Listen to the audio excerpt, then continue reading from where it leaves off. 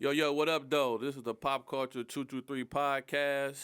I'm here with my homeboy, the Bear, once again on the ones and twos.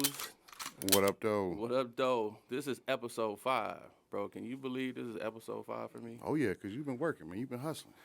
Man, this. You've been out here getting it. I'm nervous, man. I'm still nervous. And then I got my homeboy up in here, man, my boy. I'm going to let him introduce himself. I want to say my shooting mentor, good friend, man. So I'm a little nervous, you know what I'm saying, because my dog here, I know he going to critique me. Had to load one up for him. He gonna critique me real deep, and that's what I needed to improve the quality of content on the show. So further ado, I'm going to let him introduce himself. Go ahead, homie. Kevin, I'm not going to critique you, man. I'm going to bring your viewership down. Your subscribers are going to drop after this one. So, anyway, I'm Jeff Wild with DMI Performance. It's a performance shooting school.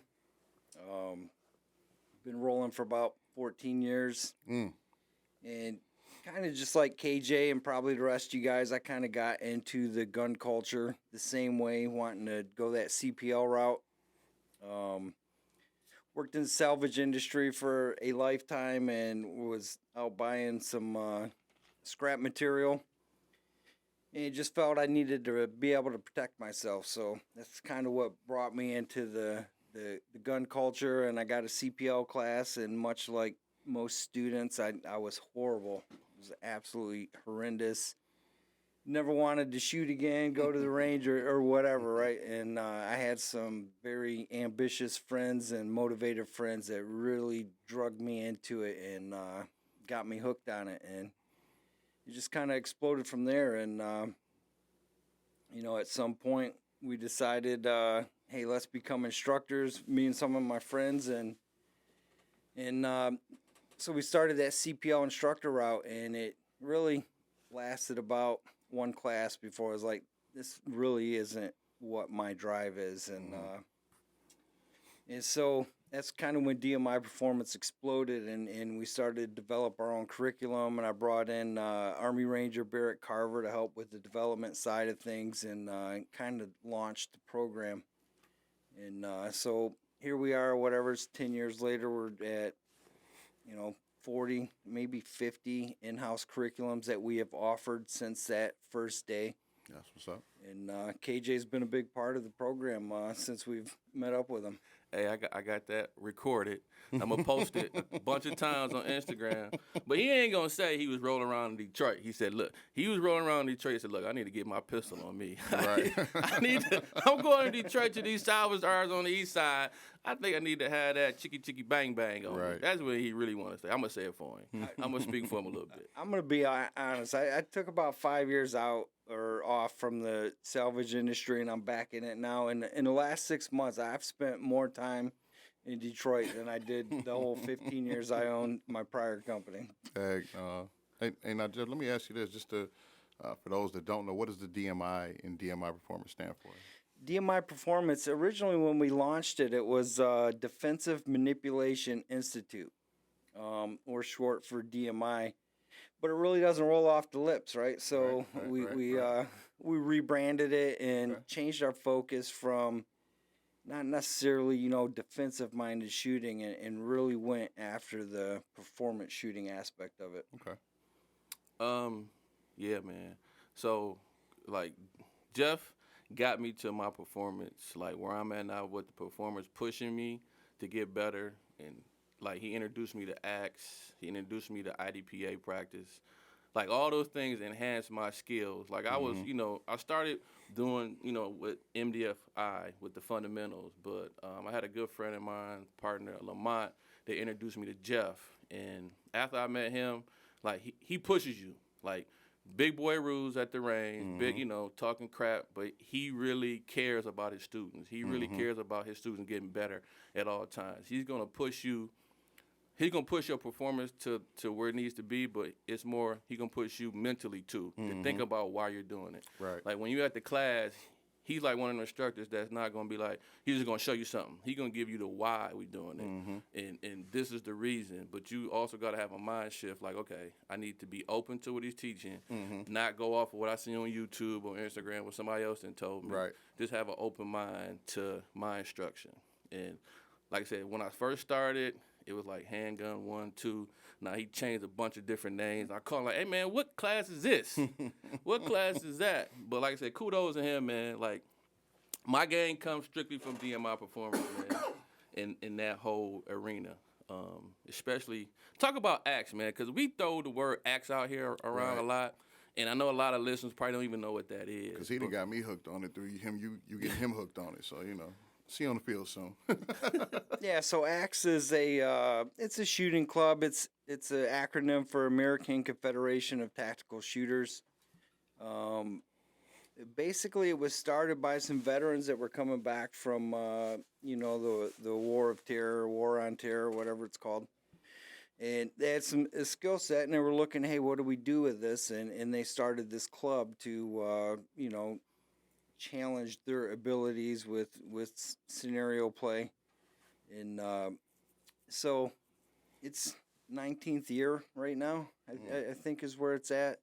I came in, I think, at the tail end of the 8th year, and ended up being the president of the club. I recently resigned just with my professional side getting in the way and trying to get married and bring our families together. Just didn't have the time to devote to it. But so that's what it is. It's tactical shooting, as close to tactical as we can get, on a square range with 180-degree engagement lines. But it's challenging. It's hard, and we hold people accountable. So guys come from IDPA or USPSA, and they're like, hey, how did I get all these penalties? It's like, well, because we hold you accountable. That's why. Hey, I tell people all the time, like I was telling Ron, I said, listen, bro, it's big boy rules out there. I can't really explain it.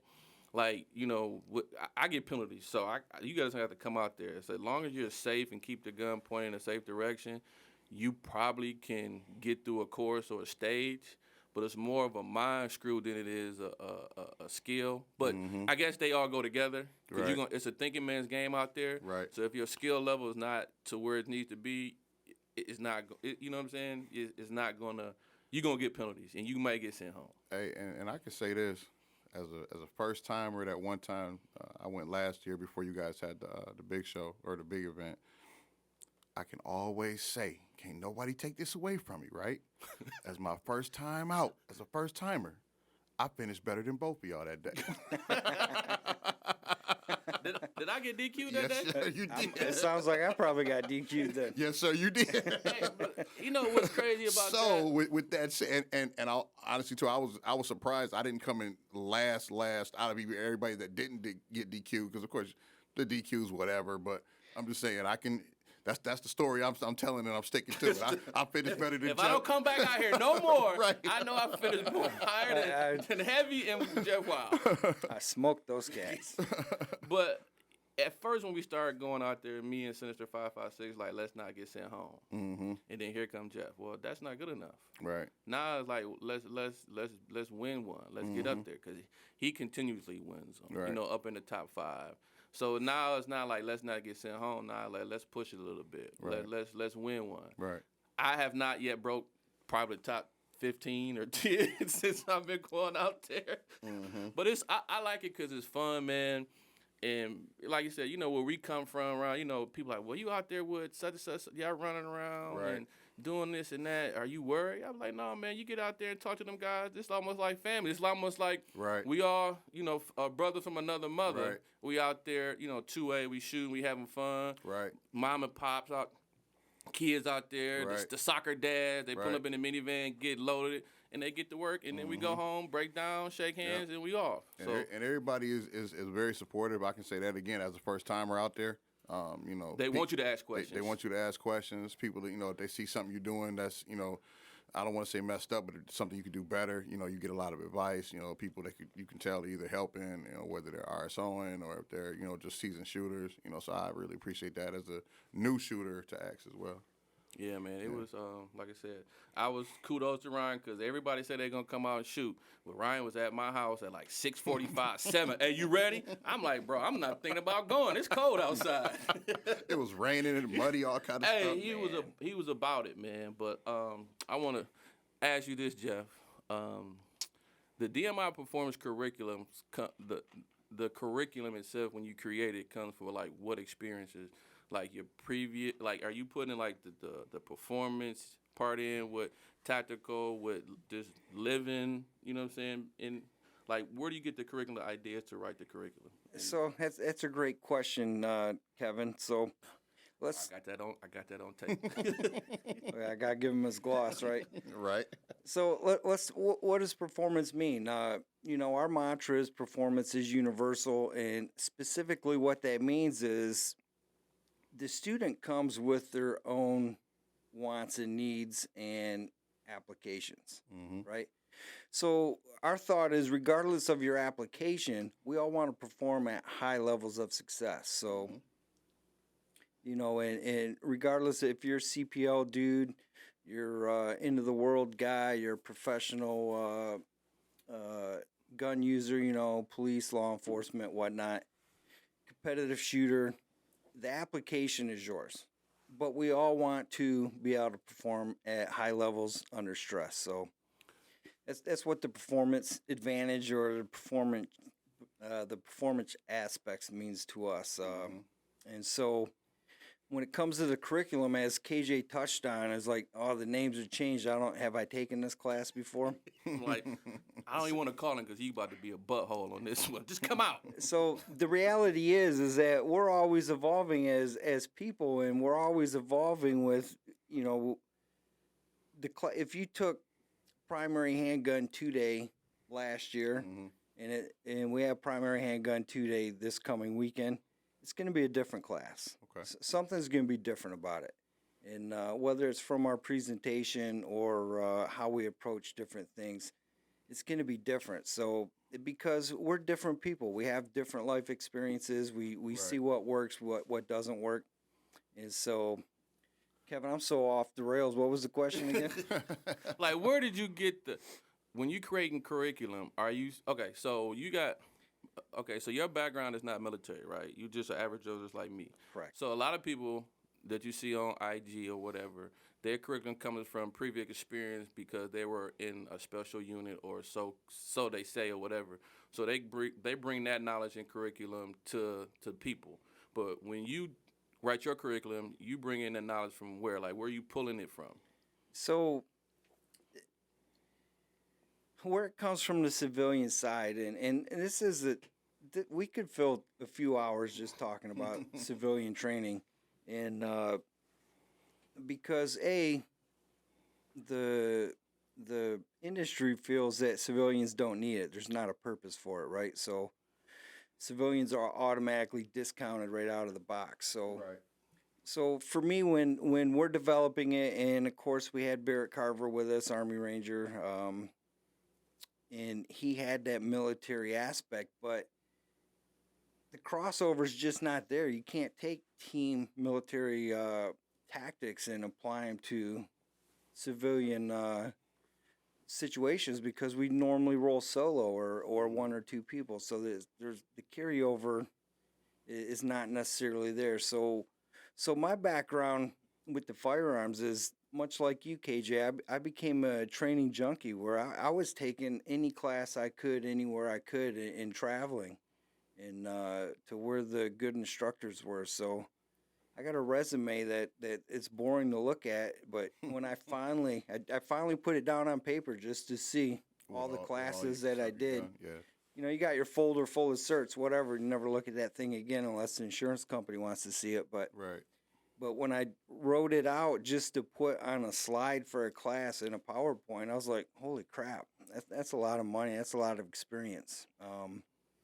So that's where I'm drawing it from, and what I experience on the range, and I try to get out there and shoot with people that are better than me so I can peel off some some knowledge from people that are better than me as well. And So that's where it comes from. If I had to pinpoint one area that has changed my shooting to the positive, the late Ron Avery, I ran into him. He was teaching a class with Haley Strategic, and I met Ron at that class and blew my mind, changed my shooting from that day forward. I said every moment that I've spent shooting and every dime that I've spent has been a waste.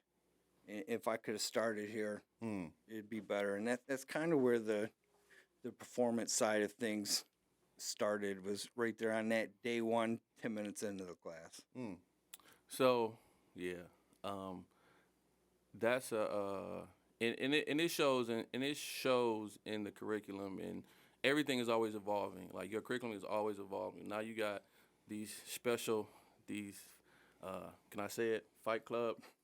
Performance Fight Club. Performance Fight Club. We're just gonna leave it there. So if you're a lucky one to come out to some classes, you get into this group, and then you can come out to these special events that DMI Performance put on. And let me tell you, man, they super dope. Super dope, man. Okay. Super dope. I've been to two of them. I think you probably have 5 of them listed since you started We've it. done 6 total. Six. So. 7, 8, 9 are this year.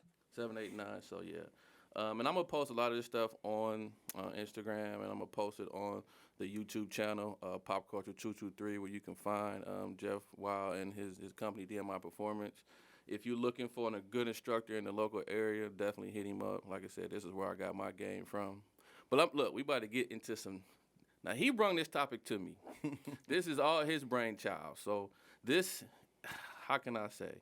So if you're a CPL holder, and you're thinking about being, carrying a firearm, does your religious belief give you the yay or the nay to carry a firearm? Like, what do you really, like, if you say, okay, well, I may have to defend myself and take a life, does that stop you from carrying a firearm because of your religious beliefs? Or what does the good book say about defending yourself?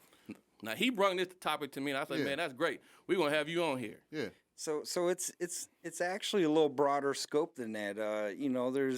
There's the religious aspect to it, but let's be real. Not everyone has followed the same religious path, but they still can have good moral standards without that religious background. So does your moral scope allow for you to use a lethal force to protect yourself or your loved ones? That's basically what the question becomes. So just really quick. So I got a story for that. Quick story, but literally just same type of principle.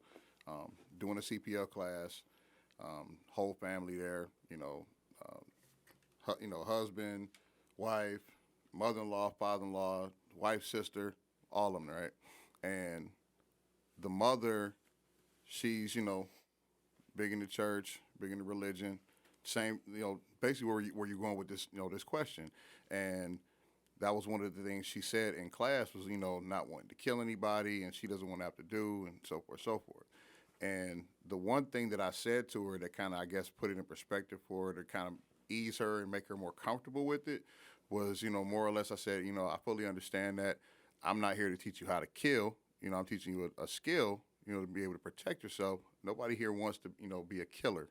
I said, however, you're talking about somebody that's, coming against it to, your family and cause harm to your family, and if it was somebody's life versus one of your daughter's lives or your husband's life, how would you react to that? Would you, at that point, being the wife, being the mother, feel a certain kind of way about protecting and so forth?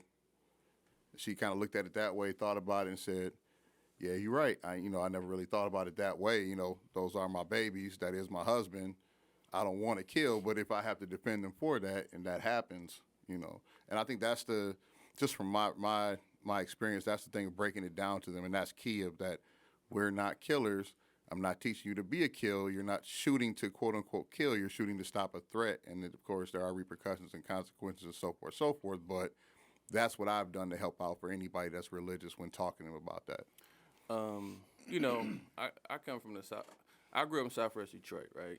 So every corner was a church, and every corner was a neighborhood, and the neighborhood wasn't. When we was kids, that was just a neighborhood. We played with people around there, But now you grow up and still go to them churches. The neighborhood is not, like, oh, this may be an issue. But back then, you didn't mess with people that went to church. The car could be 50 cars up the block. Right. They're not getting broken into. They're not getting touched. None of that. Right. Now things didn't change. Things are different. Things are different now. I didn't know, like, back then deacons or pastors had firearms, or that was a big thing. Mm-hmm. And then now, because when he brought the question to me, the idea, I called, my auntie. I called, just started asking questions about it. But in Jeff ways, he said, man, you got this thing in your head called the cell phone. It's a smartphone.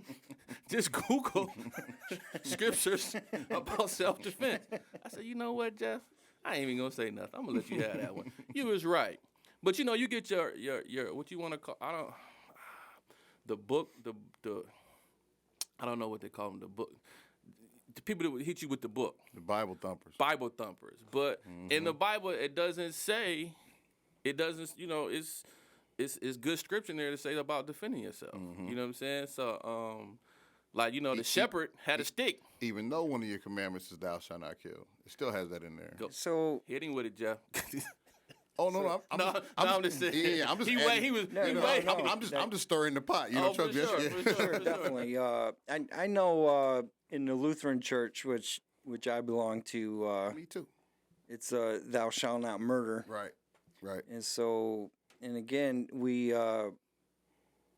It's not even like you said. It's not killing. It's cessation of threat. Right. And ultimately, if we go back to like old school NRA teachings for CPL, personal protection inside the home, it's our actions didn't lead us to this conclusion. It was the assailant's actions, and so scripture, there is scripture to support it, and so of course everything, words have meaning, therefore consequence, and how words are interpreted can change everyone's approach. And when you look at scripture individually, right, that's where we get the radicalism in religion, because we look at one thing and it's a very narrow stroke.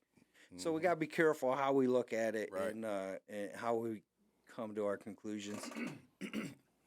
Yeah, like I said, like he brought it to me, so I started looking into scriptures and talking to people, and it was like, man, there's no really thing that really says you can't defend yourself. Right. One scripture was I think it was Exodus 22:2-3. If the thief is caught breaking in at the night and is struck a fatal blow, the defender is not guilty of bloodshed. So, hey, if you at home, that's your castle doctrine right there. Right there. I was about to say that sounds like castle doctrine to me. So, and then we got another one, because me and Jeff was out there in the green room, thinking about politicking. But what about the idea about turning the other cheek? Now, that was a great. We was out there kicking it, and he had a good theory about it. And so that was Matthew 38 and 39. Let's see if I can find a better version of it versus the one I wrote down where I can't read my own writing. You got that. Don't you hate that sometimes? That's me writing fast. I wrote this. I got to church. You're like, oh, okay, we did it. I got to church 20 minutes early and did some homework. There you go. For this, right? There you go. And then he come here, so I can't read what I wrote. All right, so 38 is, you have heard that it was said eye for an eye or tooth for a tooth. 39 is, but I tell you, do not resist an evil person. If anyone slaps you on the right cheek, turn to them the other cheek also. So when we look at that, and this is a perfect example of the Jeffism, words have meaning. People think of that as you should turn the other cheek towards evil. Right. Okay, and what it's saying is that you stand in the face of evil, and if it slaps you in the right cheek, offer him the left cheek. You're not backing down. There's no duty to retreat. That's the way I interpret it. And so, and I was pointing out to KJ, if we look at the resist word, one of the meanings of resist is to remain unaltered, undamaged, or unaffected, or to withstand. Right. Okay, so you're withstanding evil. It's like water resistance, right? What does that mean? It repels water. right, So we are doing what? We are resisting Right. evil. Right. It says do not resist evil, okay? But then it's telling you stand up to the adversity. Mm-hmm. So it's Yeah, am I standing up with this MMP or what? so I mean there's the joy of the Bible is you can read one thing that says one thing and somewhere else it counteracts it, right? Mm-hmm. So it's that's why Catholicism would say, hey, don't read the Bible unless the priest is there to interpret it for you. So You know, when I find myself when he came to topic, I jumped. My homeboy Foot gonna be mad. I probably read more scriptures when he brought the idea to me, opposed to going to Bible study every Thursday. I don't write down none of the scriptures, but when Jeff said, "Hey man, what you think about?" I was like, "Oh, let me jump into this. I want to sound like, you know what I'm saying? I can't." You had your own Bible study. Bro, I was So- in that. I wrote. This was 3 weeks, 4 weeks ago. I got scripture stuff written all down. But I was just like, man, I jumped into the Bible, was reading and talking to people, and I was like, I didn't even do this in regular Bible study. I just Right. cut it on and listen and be like, yeah, man. But you know, my boy like, man, you need to write this down and read in the morning. I said, yeah, but what about self-defense? What did the guy Right. say? You know, I'm Right. hitting him with it, and you know, we chopped it up for a nice long time. And I found another scripture that I kind of like. It was in Luke 11:21. It says, when a strong man is fully armed, guards his own house, his possessions are safe. I was like, man, that was kind of deep to me. That was I was like, okay, so I'm good. We good. It's no, you know what I'm saying? I'm okay. Mm-hmm. You know what I'm saying? And the way I feel about protecting myself, my family, my home, I'm good. So in a nutshell, right? It's people are like, oh, you're, you know, a wackadoo gun guy. You know, you're prepping for something that's never going to happen. And it's like, you know, we're not watching the Kardashians, okay? We're making ourselves better people. We're increasing our ability to think, to solve problems, to be critical thinkers. So, to me, the gun is just the medium that the medium that brings us to that, right? Just a tool. So if we can all be better people at the end of a class, then we're doing the right thing. And KJ, Right. you just saying that because of me, you've been in the Bible reading scriptures like that's like the best compliment you could. No, you could real. I give mean, me, but man. you know, this ain't scripted. That was real talk. Like I called my auntie, and I called all my aunties. That listen, man, we was in church Monday, Tuesday, Wednesday, Thursday, Friday. It was always something going on at the church, so we was there. So the background was straight up Baptist church. So I asked them, and I got some information. I just started looking up scriptures and started reading. Although I do, periodically do reading in the morning, but it was just more intense because I was looking. Because I know when Jeff get up here, I got to be on my listen. When I get up here and start talking to you, I got to be on my A game. This ain't no, Right. you know what I'm saying? He ain't gonna cut you short. He gonna call me when he leave there, like, hey, bro. He's right. Hey, remember that thing you said about the stuff? Yeah, we probably shouldn't have said that. Right. Remember that thing we said about the thing and all that? But like that's crazy how his influence is because just like pivot off of that. I started carrying an M&P because he shoot M&Ps. Mm-hmm. I was a Glock dude, Mm-hmm. but he was every class M&P. Get this M&P, get this, get that. Then I bought a bunch of M&Ps, knowing I probably should have bought a bunch of Glocks. But his influence Right. on the M&P was Right. like, you know what I'm saying? It was a great platform, good gun. I love him. I love those guns today. But his influence of it, that's what made me, jump over into that world. So let me ask you this then. I may be jumping the gun here a little bit, but are we going to talk M&Ps now that we got? That's why I threw it out there. I was gonna ask him why is the M&P your everyday? Yeah. Why is the M&P your go-to? All right, let's this probably gonna fill the rest of the time, but I'll try and give it the 2-minute version. Yeah, let's go short form.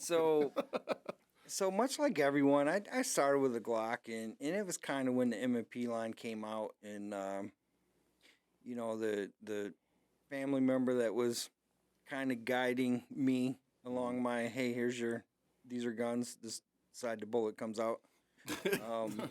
Right. So I got an M&P, and you know, and then of course, like any gun you put in a safe, they have babies, and next thing you know, there's 3 or 4, and I changed focus. I sold them all and went the HK route. And, are you ready for the kicker? You're not gonna be surprised when I tell you this, but what brought me back to the M&P line So you're back to it. Okay. was standing in the range, and first time I ever met Doug Holloway with ATEI, with American Tool and Engraving. Standing there showing the owner of the range this kick-ass custom milled M&P, super sweet trigger in it, and so I'm like, hey man, let me see that. I just sold all my M&Ps, but that looks pretty cool, you know. So I start finger manipulating this gun, and I'm like, holy crap, this is legit. You do it with HKs? No? Oh crap. Guess I gotta get an M&P. Just gotta get another again, M&P and come back. And so, you know, within a couple months, all the HK stuff was gone, and we were back full circle M&P. Okay. And why I've stuck with it, of course, I've got, you know, STI single stacks, you know, Nighthawks, double stacks, whatnot. Why I stay with the M&P is they work.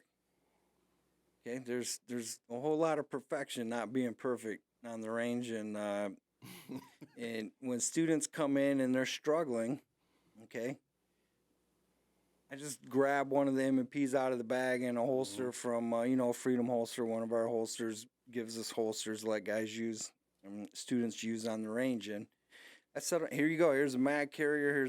You need a belt. Here's a belt. Here's a, you know, here's a gun, and it works, and it works for them very specifically. So ultimately, you can do more with it than you can do with a Glock. You know, you can make the palm swell smaller. You can make them larger. Glock, you can only make it larger. The trigger mechanism, I don't know if you guys have seen it on Grand Thumb, but he's been revisiting the mud test with the M&P, and this is the only gun that still works. Right. Once the mud gets in the trigger. And so back to the perfection thing, you know, whatever, Glocks are great guns and whatnot. My experience is the tight tolerance on the magazines with the metal feed lips. As soon as they hit the ground and sand is introduced to it, that tight tolerance becomes a hindering factor of the gun, and they tend to have issues that I see in classes. Now, is that applied unilaterally across the country? Probably not. It's a small test sample of my experience. But, and also women students, their men bring them to class with Glocks, and I give them M&Ps, and they do fine after that. And so that's kind of, I started in M&Ps and then got away from them, came back to them, and just, they feel natural. It is what it is. Let me ask you this, man. How do you feel about the new metal frame editions that they have out? Have you had a chance to play with those a little bit to see? Well, this is my man KJ and I, right? Do you own a couple? So I was interested in when it came out. I was disappointed that it was aluminum and not steel, because I would rather have the steel frame than a aluminum frame. For the weight? Yes. Okay. And the durability. Gotcha. Right. So when you start dropping stuff and hitting stuff, aluminum's a lot softer and will tear up a lot easier. Yeah. So our friend Ross Palmer from Go CCW, he picked up the competitor, the 5.5-inch one, and we went out for a winter practice day and was hammering it, and you know, then he's like, here, use this. So I put 300 rounds through it. And what I really liked about it was the way I torque my grip. I get a lot of torque on the trigger guard in it, and it ends up bowing. And there's no movement on that aluminum. Gotcha. So that's really nice. So one day I walk into the store uncoiled. They got a used one sitting there. It's got, you know, 50 rounds through it. Guy Mm-hmm. needed money after he bought it. You gotta love those deals, right? So I bought it. It's a used gun, right? Scooped it up and Quick. Let me say this quick, because Oh, I yeah. had called Joe. Oh, yeah. I had called Joe the day after. He's like, "Nope, it's gone." so my shop is 10 minutes away, right? So Okay. I just head right over when I saw it. So with that one so I got a lot of different options from 4 or 5 4-inch, 4.25-inch, 5-inch ones, modified different ways. And so I did what any responsible gun owner should do is just went out to the range and 500 round, side by side, each one doing different drills, seeing what the actual difference was. Mm-hmm. And with that, I think I still like the polymer one better. Okay. Nothing wrong with that. So it's not. I'm He not took a deep eliminating it, breath. right? I'm Right. still I hate testing to- it. I hate to say this, but I haven't eliminated it from contention, right? It's still. I'm still putting rounds in it to see long term, and then of course at some point we're gonna get it modified from Great Lakes Custom Works and ATEI, and so it fits in. Because right now I'm comparing it. Hey, this is a stock metal one versus a right. fully kitted out one from these other great companies. Right. Now let me ask you this real quick too. So you said babies. Does that extend down to the shield babies as well? As far as your affinity for M&Ps? For my affinity for M&Ps, it probably starts and stops with that full size Okay. M&P line. That the Shield to me is it's a minigun it's trying to be a minigun, but it's not. It's large to me. They're snappy, and I've never been a fan of it. Really? Now I'm the same way, but knowing how you are about M&Ps, to hear an M&P guy say that about that gun, it's interesting because a lot of times you don't get people that, because I'm a Glock CZ guy, and I'll tell people in a minute like, well, I love my Glocks. My 43 is okay. My 43X is a whole lot better, but Yeah, like you said, it's just the difference in the smallness, the snappiness, and blah blah blah. So given the choice, So I'm forth, 43, 43X, 48 over the Right, Shield any right. day of the week. Yeah, I that's the one. One of those purchases I may get, that 40, that 48 or 43X. I like it. Yeah, I love my 43X, but I can't lie. If the P10S was in a slimmer frame like that, I'd probably be switching fully over to. I tell these guys with their staccatos, I'm like, a fully tuned double action only CZ blows that out of the water. Okay, now go. Okay, Factual. Now My go guy. now go into, because you know what, that was he told me that. Now Yeah. go into that a little bit. Why is that? Because he's an STI guy. Now what about the STI? What about the staccatos that you don't like compared to the STI? Because they're the same company, but they're not, right? So the difference between staccato and STI at this point was, or is, it's mass produced versus not mass produced, right? So they found a way to streamline the process to get it out to the masses, which is a plus, right? But you cut corners somewhere to going from a one-off, handcrafted piece of art to a mass-produced piece. They're different. So how much different? Okay, let's go to the range and we'll shoot them side by side and we'll see. But Let me say it may not matter. That CZ orange, that Sinister got, that's a bad boy. Yeah. It's a difference between that shooting that and the staccato. Yeah. But I just know he's an STI guy. You got Yeah. an STI. You got a 45. You? STI, I've got a DVC tactical. It's 9mm, and I've got a 4-inch single stack tactical, which is also 9. So the last two I've got left still. Yeah. So I know you was an STI guy. I know the STI guys they're not real fond of the staccatos. And that was my first 2011 frame. I'm like, I love it. Because yours is a STI though too, right? Mine's a staccato. Is it staccato? Okay. I'm a 2011 guy. He's the old school STI guy. Okay. But that was my first 2011 whatever frame, and I love it. You know what I'm saying? I like it a lot. The XC is legit. Actually, it's out of my It is legit, but Yeah, that's we're in a different Yeah, level. We're at that point, right? Like I've wanted it was the DVC what they call it, the DVC something when it came Omni when it came out. Like I wanted one. It was $4,000 right. then, right? Right. And so now it's staccato and it's not as custom, but it's more than $4,000. Right? It's still at So least 4,000. The same right. reasons I didn't buy an Omni are the same Right. reason I'm not buying that one. But it's a beautiful gun and it feels amazing. So Go ahead. No, go ahead. I was so with that going with that same theme because see every time we get I call him and Sinister my staccato boys because that's how they get down, but how do because I'm tempted. I'm not paying $4,000 for a gun. I'm not at that point where I can do whether it's skill wise, justification to the wife, financially the whole nine. But let's say you get shooters that are in this range here where I like the gun, I like the way it functions, but I can't afford it, don't want, all the reasons I just gave, justification, blah, blah, blah, whatever. But Springfield has this Prodigy out now, right? How would you, not compare, but what's your thoughts on that versus, going down that route to have something similar? You get what I'm saying? Like a similar type of gun. It's, made for that purpose, but it's not as expensive.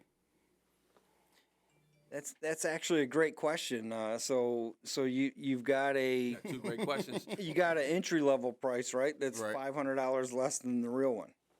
It's probably about $1,500 less, but It's 25 versus 3, right? Or 15 versus 2. it's about 15. 16s, yeah. It's 15, 16 versus 3. Well, I think the 5-inch is like 17, but 17 versus like 25, 3. Okay, Yeah. so it depends where you shop, man. Yeah. So Start shopping where y'all shop. Then. with that being said, does it work? Okay, is the one I buy gonna work? Mm-hmm. So that's a question, and depending on what your application is, if it's life-saving gear, would you say, hey, St. Peter, if I had $700, could I go back down and finish out my life, right? Right. I'd be like, yeah, of course you would do that. So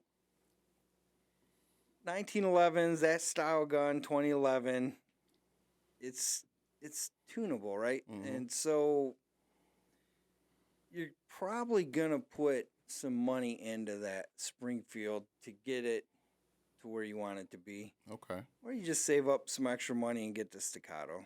Okay. So comparing those two, I probably just wait, sell a couple Glocks or whatever to make up the difference. Hey, Fair enough. Fair enough.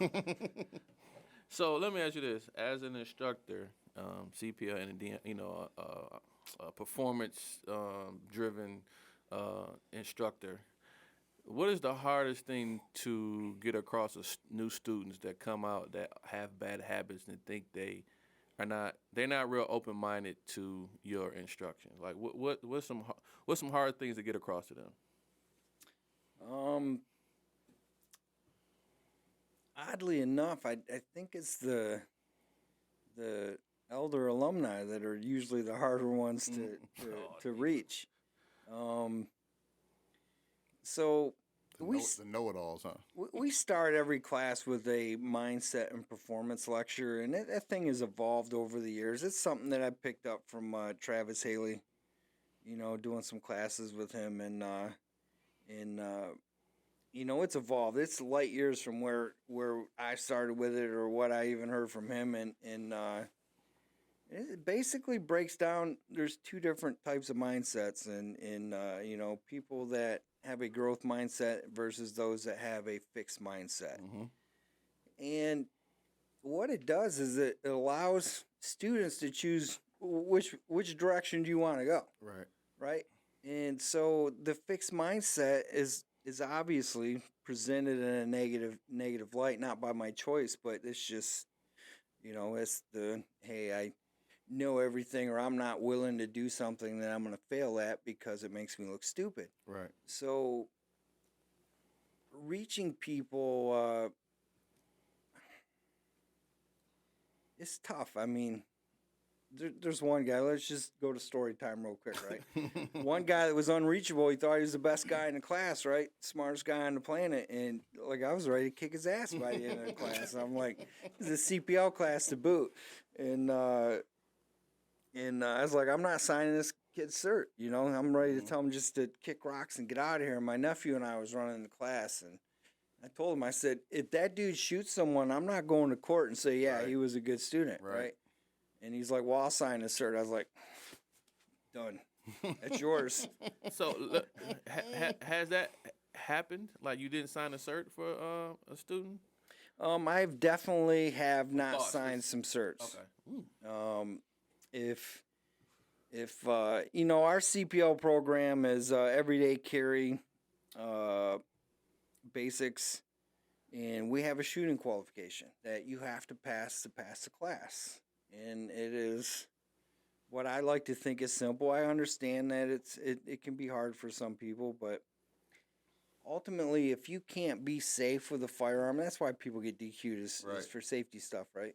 So if you're not safe with a firearm, who am I going to say, oh, yeah, they passed a safety course, so they should go out and get guns and think they're Superman and shoot people, Right. right? So it's not, hey, you suck, get out of here. It's, let's take a break. Right. Let's regroup mentally and come back, Right. right? You can stay in class, finish the class, and then come back and do the range portion again, and we'll get you squared away. That type of thing. Okay, right. So you give them opportunities to correct what their fault is, or what they thinking, or to improve.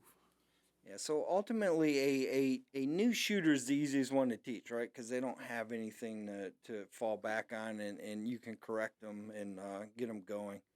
It's the guy that's trained, you know, 100 different places and whatnot, you know, and they come in and like, hey, I paid so-and-so a lot of money to learn how to do this.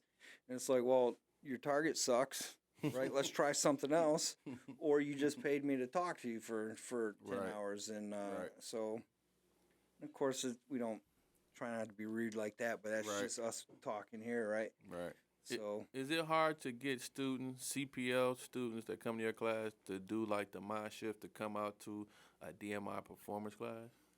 the transfer rate from CPL to you know, from concealed carry basics to concealed carry 2-day, or the primary handgun 2-day, or when they were 1-day classes, is next to nil. Hey, like maybe 2, 3, 4, 5% tops. Yeah.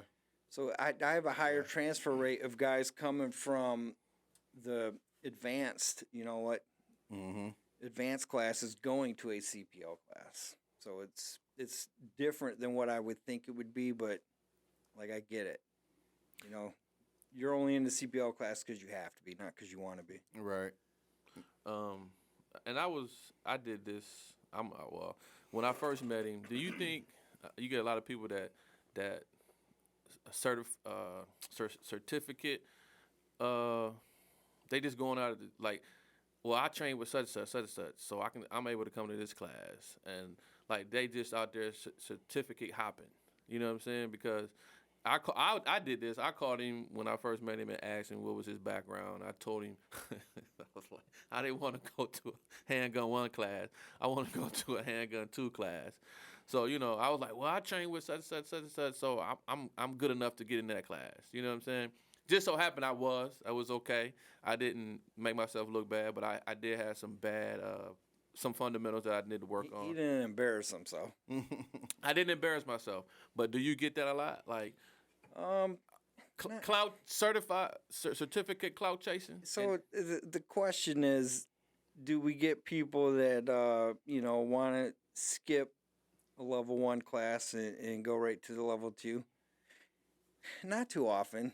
You just explain to people, it's like, look, we do performance shooting fundamentals probably different than you've ever even fathomed they could be done, and we don't do that in day 2. So you're gonna miss out on that, and you're gonna miss out on all the manipulation skills and the positional stuff. So if you're not doing it the way we do it, and you're failing, then what you paid for it was bad intel, right? So it for you to be a better student, it's better to kind of because our courses all cascade. You know, they escalate. Day two is a build off of day one, and then you know a separate class, which is technically day three, builds off of those two together. So missing a step in that puts you at a downside, and we don't get too many people that are trying to cut corners like KJ was, but he's since learned the error of his ways. There it is. There it is. Now let me ask you this: why did you go? And I seen this kind of in the industry. Why did you go from like 1-day classes to 2-day classes, like back to back, Saturday, Sunday? That's a good question for anyone shopping the curriculum. They're like, hey, where's all the 1-day classes I want to come 2 years ago, right? So now I want to come to one now that you don't offer them.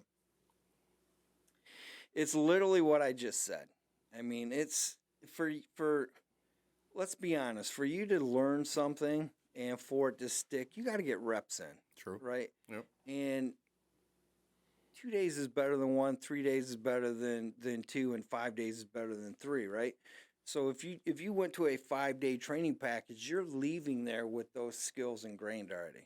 You leave from a 1-day package and you come back to a class 2 years ago or 2 years from now, you're starting from zero again. And so what I found was that the students that when we put them on the same weekend, primary handgun 1 and 2, we put them on the same weekend, the students that went to both of them were seeing a tremendous growth in skill level. And the guys that would come back, 8 months later for handgun 2, we had to spend a lot of time in refresher. So to me, it was a no-brainer. It's something I always wanted to do anyway. And for me, I have more fun teaching the 2-day package and just seeing the students and being able to spend that much time with them. And because they got to want it. If you're going to spend 2 days at a class, you got to want it, right? It's not. It's definitely a financial sacrifice and a time sacrifice. Yeah, right. And but that's why we did it, because it's a better product, and our students are coming out better for it, and ultimately that's why we're here. It's fun, and we're giving good information to good people. So to go with that now, because I'm kind of curious of this, because I'm in my head, I'm sitting there thinking like, okay, so why is that? So have you ever had anybody take, like you said, is a 3rd day? Is there anybody that's ever taken 1 and 2 back to back, and then like you just said before, 8 months out, comes back and takes 3, and they're not the same shooter as they were, like you said, from 1 to 2 like that? Have you ever had that happen? Sure, definitely. We joke around, every time like it's the first time, or, knowledge is, it's like a toilet, right? You flush it, it goes down, and you start over with a fresh bowl. That's how some students arrive at class, and you're retouching on stuff that they've paid for multiple times. And Kevin can attest to this. I challenge students. It's like, I love seeing you in the same class 8, 9 times, but at some point, ask the hard question. Right. And that's like, hey, why am I paying you so much money and I still suck? Right. We can have that conversation, and you're probably not going to like the answer, but that's where your mindset needs to be. And so it happens. Just guys that shoot a lot, they don't have that fall off. But that's where I was getting to in the, because that's the whole thing there, man. If you're not training in between, exactly. If you're not, you are just kind of spinning your own wheels there. I mean, like you said, like he joked about it, but like I tell people, in classes and when we talking before, the paper and the class time stuff, I can probably teach it to a monkey if you give me enough time. It's the actual, of it doing it to actually hit home on the range and actually trigger time. Yes. But it's the same thing. If you don't keep up with it, what difference does it make then? He just started doing this, and I was always wondering why he didn't. He started making drills of the month. Like, in some of these papers, these drills, crazy stuff, huh? Well, he had to gear it back, and Ross Palmer told him this, that he had to make it for students to shoot in the range, not necessarily because some of them you have to be out at the outdoor range or be able to draw from a holster or other things. But he made a drill of the month that was for that you can go to the range and shoot. So that gives students like when you go to the gun range, you get those them targets. I kind of don't like those because some of them you see them out there with the silhouettes and they shoot a million rounds. Right. Like the target that he created, like you can take it out there and work on stuff.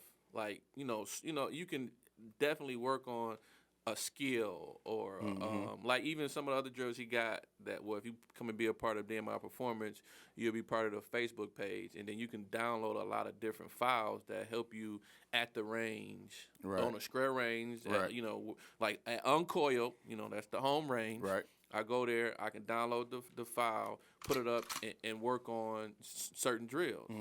Now, why did you start doing the drill of the month? So, like I said, we always strive to get out and practice with people that are better than you. If you're the smartest person in the room, you're in the wrong room, right? So Ross Palmer and I from Go CCW, he's always down to go shoot, and so with the Black Bottom Gun Club, he does a drill of the month there, and he's like, hey, I gotta develop this, I gotta do this. This is why I have to do it this way. And so I'm like, how come I don't have a drill of the month, right? So I was like, we can do different things with it. And, we've already developed our in-house targets, so it's just an easy transition. So it was something that I just wanted to give back to the students, something that could be fun. And we post videos and laugh and say, yeah, I got it. How come you can't do it, Jeff? Yeah, but my thing with DMI Performance is like give it to the world because I want him to make it open to everybody. Right. You know what I'm saying? Like some of them targets he got, like that one target for 2 seconds, the 3 shots and 2, like draw from the holster. That's a badass target. Like you gotta. It's not a first timer. It's up there like expert, advanced. You know what I'm saying, to get them shots off. But then he kind of brung it down a little bit with a target that you can take to the range and shoot. Okay. But like you said, I want him to open up to the public. You know what I'm saying? Like if I show it, I want everybody else to show it, to see what they can do.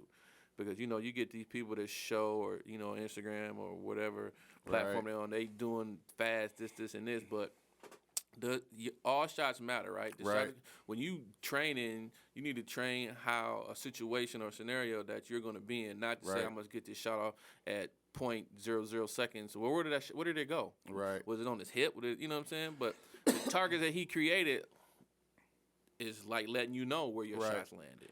And I'm glad you said that like that. What you said, all shots matter, and the working through and everything. Because I was just about to bring that up. That we had a session where we were on the range outdoors, and I'm training with him, and that one drill when we came across, and I messed up. Like I ran this perfect drill, of course, slow. I ain't that fast yet. I'm working there, but as far as shots on targets and stuff, it was cool. I said, all right, KJ, let's do it again. Do it again. Totally messed it up. I literally took the empty mag on purpose and put it as far away as possible, but just my natural reaction of grabbed the empty mag, noticed it was empty, flipped it, finally grabbed it up. But the point was, like, he hit home, and I knew, but we were talking about it anyway. I had a mistake. I worked through it. Stuff like that can't happen in real world. You never know. And just working through to finish out the drill. Now, of course, if you watch the video at the end, I'm mad as hell, and I'm forget that. I'm doing this because it's a mic in my way, so I can't get the full grip. But you know what I'm saying. I'm like, screw this. I done messed it up. But it's the fact that he had to tell me then, like, nah, you may have messed it up, but you still worked through it though. You got rid of that problem and then got back to it. Yeah, that's the key. Problem solving. That's what we're looking for. The shooting is shooting, right? Yep. Like you say, you can teach wild animals to shoot guns, right? Right. So it's the problem solving aspect of it, and we generally, when we develop these drills, and drill of the month to be fun, but it's also hard, and some of them are like stupidly hard, and it's why it's so we hold ourselves to a standard. Yep. Right. So if we can't get 3 shots off in the ocular cavity in 2 seconds, but we can get 1 off or 2 off in 2 seconds, right? That's probably good enough, Right. right? So we're practicing harder than what is required at Right. game speed. Right. So that's why they're tough. Yeah. Hey, Lord, he say, if the Lord chooses you at that time, what are you gonna do? You know, because you get. Listen, right. If it's your time, you got to go, right. So putting them shots where they need to be is so highly important. You ready for the wrap up, man? We're getting close on time. All right, so Man, listen. that's just the first hour. I thought we had two. we still got to talk about Dark Angel Medical. We got to talk about the DMI Performance pistol. We got to talk about Knight's Armament, man. Hey, we need a second hour. we gonna bring you back, bro. You part of the fam. I'm gonna say, wait a minute. He did. I want to hear about all that too. We got to say that for another show. Hey, we're gonna save it for another show, man. Especially with the dark metal. We're gonna get into that, right? Let's do this. I do something I just started creating. It's called the lightning round. You don't Yep. have time to think about it. You just gotta go, right? Sure. Okay, you ready? Like you say something and whatever comes to mind. right. Yeah, he'll probably get like sometimes he maybe ask you a question, whatever comes to mind, or it's a this or that, and quick responses. And we give you like a second or two to Sure. decipher it. But So yeah. I'm gonna mess one of these up because I just asked him about it, but we're gonna go with it. All right. So Daniel Defense or Nice Armament? Knight's Armament. STI or Staccato? STI. Handheld light or weapon light? Handheld light. Ligar or Liga. Liga or Tabernacle? Liga. Tabernacle is a lesser Liga, basically. So Liga's the real I one. knew I was gonna mess that. I was gonna. Liga Privada. No question asked. Okay. Listen, why handheld light opposed to weapon light?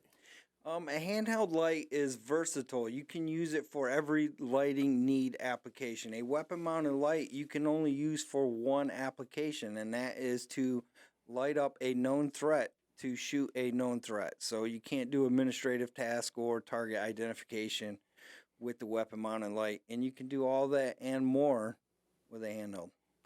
Preach, brother, What preach. you do like I do and carry ball. Oh, well, why not? Redundancy is definitely a thing, but I can To the average Joe, though, yeah, that's I can break out the good old handheld right. and control him with Right. with 100,000 candela. Right. While I look at you with the Right. weapon mounted Right. light, right? So Right. Right, so he got that good cloud defense handheld light. I need to get me one. O-Light? No, it's a cloud. no, it's not an IED. It's a cloud defensive Okay. That's a bad boy. mission configurable handheld MCH. Okay. Yeah. Only asked that or said it because I've seen it. There's an O-Light they make that. It's got the same finger. Yeah, that's group just on there, that's Thrime. That's a aftermarket part that goes on there. Okay. So we had. Therum, however you pronounce it. Right. So look, quick, go into a little bit about the medical Dark Angel Medical and why taking like them classes, stop the bleed class is important. All right, so the reality is every day of our lives we have the potential to be severely injured from driving cars, walking, tripping, whatever, okay? So probably to problem solve medical needs is a better skill set than firearm skills because it just has a wide scope of application. Like we're all going to die for medical reasons at some point, right? Right. So it's critical. Kerry Davis over at Dark Angel Medical is he's great people. He's family. I love that guy. He offers a 2-day course it's based on TCCC, which is the military's version of first aid. And it's focused on a combat situation and triaging where as civilians we're in the TE or TEC TECC, and that's where we are a stopgap until professionals Right. arrive. So it's basically like a level 1 trauma class, more or less. kinda, but it's just stopping the bleed. Get people where they're not bleeding, providing triage till professionals arrive. In the EMT world for years, it was always, airway, get them breathing. Mm-hmm. But the reality is if their ability to carry oxygen is laying on the cement, then making them breathe doesn't help you. So you gotta plug the holes and get the bleeding to stop. And Right. so for Dark Angel Medical, the medical kits, the direct action response kit is amazing. It's everything you need, nothing that you don't need, and it's presented in a way that's easy to get to, and it's just quality gear by quality people. So that's why we Dark Angel Medical. That's what's up. So we about to wrap it up, and I want to say thanks for coming out, my brother. Like I said, I learned all my performance game from you. So let the world know where they can find you at and all your social media platforms and everything. DMIperformance.com. You can go there, get information on the classes, see what the schedule is for the year. And you can register there. We've got Facebook, which is DMI Performance. We've got Instagram, which is DMI_performance. That's basically where we're at, is those three places. So come on out. We've got a Primary Handgun 2-Day that is, this might air after the event. So let me just check the calendar to make sure I got my dates right for next week. No, hey. There it is. March 25th and 26th. Okay. There we go. It's going to be out before that. I'm on it. I got it. So head over to DMIperformance.com and get signed up, and you'll probably see Heavy Metal Kevin out there, at least for one day of it. Uh-oh. He put me on blast. Uh-oh. He put me on blast. So, look, he let everybody know where to find him at. Like I said, definitely go and sign up. Just take a class. Just get in there and get at it, man. You can follow me at PopCulture223 for the podcast on Instagram and on YouTube. Heavy Metal Lifestyle 223 is my Instagram. It's Heavy Metal Lifestyle 223 on YouTube too. So go and follow those platforms, and especially when we post the information on Pop Culture 223. We please want you to share it, save it, download it, kick it out to the masses, because we need it to keep the show going, to let everybody know this game-ism we giving to the population, and that's what Pop Culture 223 is about, giving game to the masses and training the people that need it. So that's it for me. Like I said, the bear is on. Yes, sir. He's here. We ready to go? We ready to go. Don't forget Axe. Come on out. Put your skills to the test. See where you stand. Yeah, well, as soon as we warm up a little more, I'll be out. I told him, hey, man, hibernation for us is almost over. Hey, It's almost over. last weekend is the last weekend and the weekend before, and we had 45 shooters out for a winter match, snow on the ground. And, and it was a really hard match. We had a great time. I told him our hibernation is over with in April. Yeah, KJ said, Right. well, maybe one more month. But Right, we'll see. while you were in the bed sleeping, I was out winning that winter Somebody match. was out there so. shooting. Hey, right. hey, somebody's always working. All right, man, Right. we out. We out of here. See ya.